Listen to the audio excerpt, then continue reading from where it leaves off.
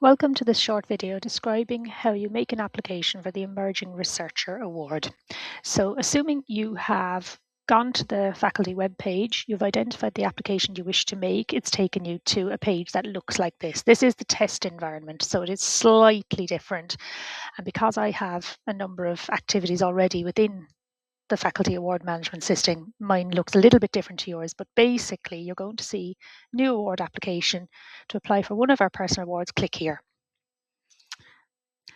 At the moment, there are two application schemes, there's two schemes open for applications. We're talking today about the Emerging Researcher Award. So find your way to that one and click apply.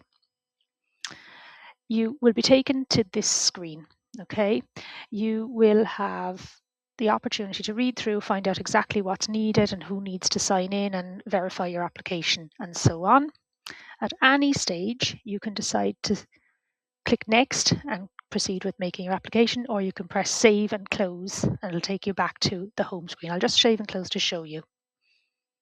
So I save and close, but it's there. So the next time you log in, you'll see it there with your My Applications. That's my application and I can edit it. So it's taken me back. Okay, I know what I need to do and I'm going to go ahead and start making my application. So this information, when you made your account, which may have been some time ago for some of you, you will have included information about yourself, where you worked, your qualifications, and so on. If those are out of date or you need updating, click on the Manage My Details. It'll take you to that page where you can put in your profile information, update your profile. Assuming it's correct, let's have a look down. So there's a couple of things missing for me. So my highest academic qualification, I have a PhD. I'm going to put that there. And my contract type is fixed term. So I'm going to do that. Okay, and I'm going to click next because I'm happy that that's correct for me. On this screen, you have the opportunity to include information about the roles you've held to date that are relevant to this application. So that's up to you to decide which ones you think are relevant. But when you're ready, add a previous role, type in your information about where you've previously worked, what you did there, and what the role involved. When you've done, click save. Yep. And you can do that as many times as you want, as many roles as you think are relevant. Okay, I'm going to click next. Section C is the narrative CV section. It's 1,000 words in total, and you need to describe your achievements, your skills and experiences, and so on. Thinking about these different domains of the narrative CV. So you type whatever it is you want to say in here, whatever you think is relevant. There are opportunities to bold, italicize, underline. You can add links. You can add images. I'm not sure that you'd want an image in this section, but the option is there, okay? But you are limited to 1,000 words. At any stage, you can save and close and come back to it. But if you're happy and you've maybe written it up somewhere else, you can cut it and paste it in here. It fits, you're happy, click next. Now, the award that you're applying for, the Emerging Researcher Award, the first thing to note is a change. Previously, there wasn't a development program as part of this award, but there is now. So you need to confirm that you have understood that that is the case and that there's an expectation that you will participate in it. So click yes. You might be planning to use some of this award to pay for Research Masters modules. If that's the case, click yes, and you'll be asked some questions about the modules that you plan to take and so on. If you don't plan to do that, click no, and then you go on to the information about the award that you are actually applying for. So you have to start this award on the 1st of October 2026, and you can hold this award for up to 2 years. So let's go for a full 2 years. Okay, so I'm applying for 2 full years. Then you just, in each of these sections, do exactly what it says, describe the research activities. In this case, you might want to add a link, you might want to add an image, but you're allowed 1,000 words. On the training program, the same thing. You're allowed 750 words. If you want to describe specific courses that you plan to do, you might want to link to them. You want to describe what your mentor is doing and why they are the person who is supporting you and so on. Then you want to describe the research activities that you're going to undertake. and you want to describe your research ambitions, and you want to describe how you will make use of the supports of the faculty during the award. So have a look at the faculty pages on the Health and Care Research Wales website. It describes all of the things that are available to members, and by winning one of these awards, you automatically become a member of the faculty. So have a look, see what it is you think you could make use of, what you intend participating in. Okay. When you've done that, click Next, and it takes you to this screen, which is about the supporting roles. Now, this is an incredibly important screen, and you need to get it right. The people who are named here will have to log in, not some of the people named here will have to log in to this portal and upload supporting statements about you and your plans. So you need to be sure that they know and they're watching out in their email for that link, and that they need to do it in time. So one of the people who needs to do that is your line manager. So you add them. I'll put in my line manager. Hopefully she won't mind. And her email address is d.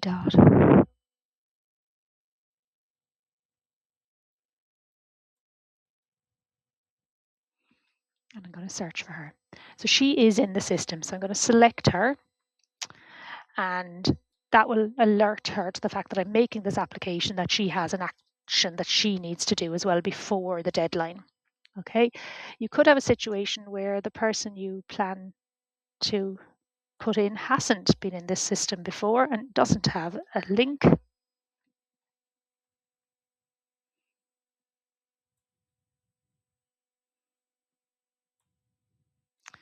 So if you search for them, if they're not there, you need to add them. Okay, so all of these things take time.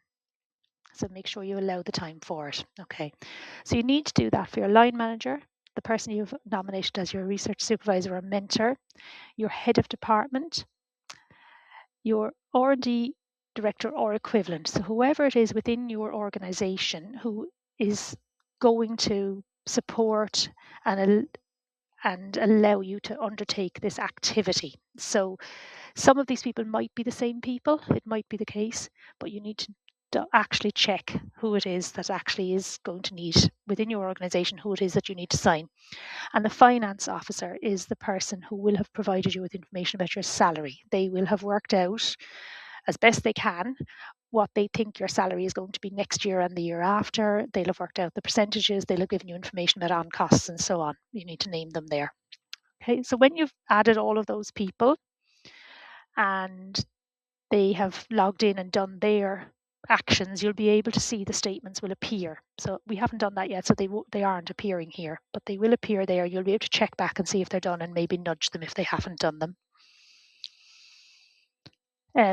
This is the screen about the costings. So let's say your current band, your NHS, whatever it is, say band 5, and I don't know what the salary is, say £30,000, and you're currently full time. Now that's the salary without on costs, so before national insurance or pension have been added.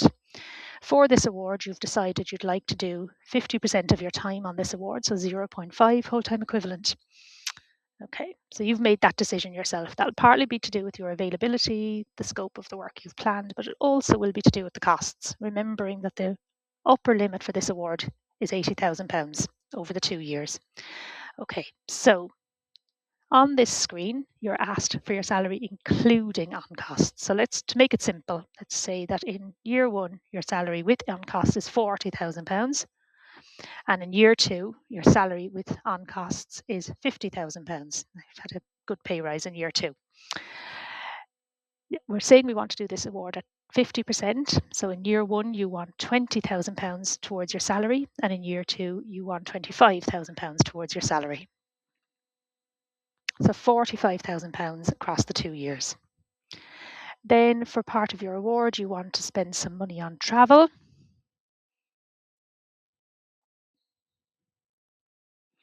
And in year 1, you're going to just go to a local conference. But in year 2, you're going to spread your wings a little bit more, assuming you can justify it, and so on. You want to have some training. Now, this might be the modules. It might be a course that you want to go on.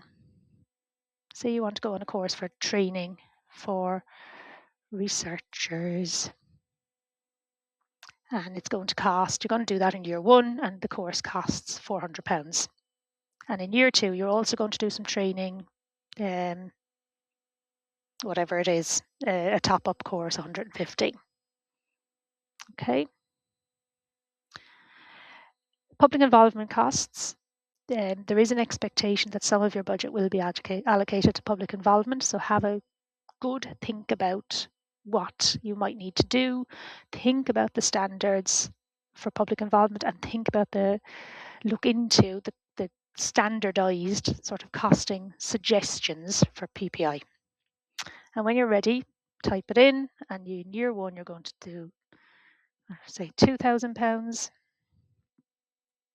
and in year 2 you're also going to allocate £2,000 to PPI. So you could apply for up to £80,000. Based on what we've worked out on this, you're going to actually ask for £50,500 over the 2 years. When you're happy with that, click next, and you're on the acknowledgement screen. So check through that you're happy, that you understand, you know what you're signing up for. And when you're ready, click I agree and click next. Okay. Now, this screen will come up, hopefully not for you. If it does, it means that there's information missing. As you know, I skipped quite a lot of the screen. So this is the validation screen, and it's telling you where there are problems. So in section B, I haven't put in my employer, I haven't put in my position, and so on and so on. So it'll take you back to them, and you can correct them, and hopefully those things will disappear. Okay. At any stage, you can click the validation, and it's telling you a list of things where there's errors or information is missing. Okay, I'm going to close this as well to show you something else. I'm going to close this for now, and I've saved it. At any stage, I can validate and see what's missing, what do I need to do. I can go back in and I can edit at any stage anything I want. I'm going to close that again to take me back to this screen. A very useful button is I can PDF the application at any stage and see what it looks like. So remember, if you've added images or tables or links, have a look at how they've rendered in the actual application. Try to make the application easy for the reviewers and the panel to read. So put in space, make sure you don't have lopsided paragraphs or strange bullet points, whatever it is that can go wrong. This is your opportunity to fix it. Okay. The validation button we've seen, and now because I haven't dealt with all the validations, it won't let me submit. When I click on validate, I work through all the validations, and that has gone. Let me show you. If I click here, click edit. When it's turned green, so there's things missing in B, so it's got a red. Things missing in D, got red, and therefore the validation isn't ready. When I've corrected these things, all of these ticks hopefully will be green, will turn to green ticks. And when I then save and close, once I've sorted that out and I've done all my validations, the submit button will become usable, but it isn't usable at the moment. So that's everything I can think of. If you have any queries, do keep in touch with the faculty office. They are always keen to help, but hopefully this video will be useful to you as well. Thank you.